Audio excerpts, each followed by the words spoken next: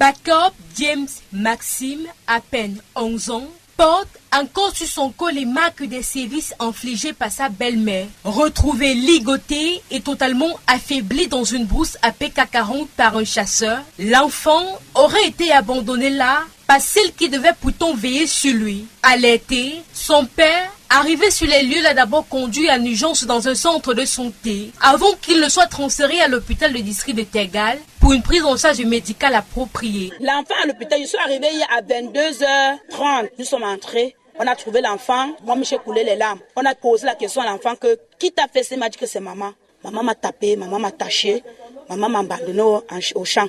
Qui t'a trouvé? C'est un monsieur qui venait au champ pour chasser qui m'a trouvé. Et qui a donné le numéro de papa, c'est moi qui a donné le numéro. L'enfant était abandonné dans une forêt, 2 semaines sans nutrition, sans manger, sans boire. Il faisait les selles sur lui.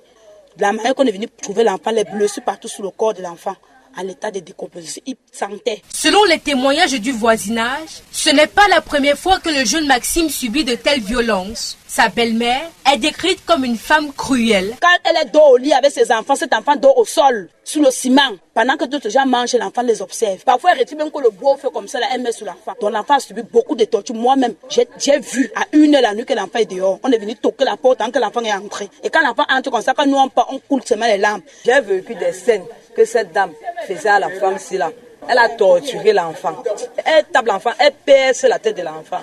Moi, je me lève et je viens et je dis que amène l'enfant à l'hôpital, elle refuse. Moi, je me porte galant, j'amène l'enfant à l'hôpital. Plusieurs alertes avaient déjà été adressées au père, qui ne vivait pas sous le même toit que son fils, mais aucune réaction de celui-ci jusqu'à ce drame. Il ne vit pas ici, il vit en brousse. Il vient rarement. Un an comme ça, il peut venir même 3 fois. Je ne compte pas combien de fois son papa est venu. J'ai appelé le papa de cet enfant. J'ai dit que vraiment, quand il voit la Lucie, prends l'enfant si tu pars. Contacté, le géniteur de l'enfant, encore sous le choc, n'a pas souhaité s'exprimer.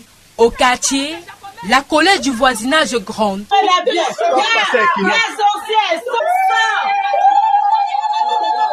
Quant à la belle-mère, présumée auteure de ces sévices, elle a été placée en garde à vue au commissariat du 8e. L'enfant, lui, tente de survivre à la douleur entre les murs de l'hôpital de district de Tegal.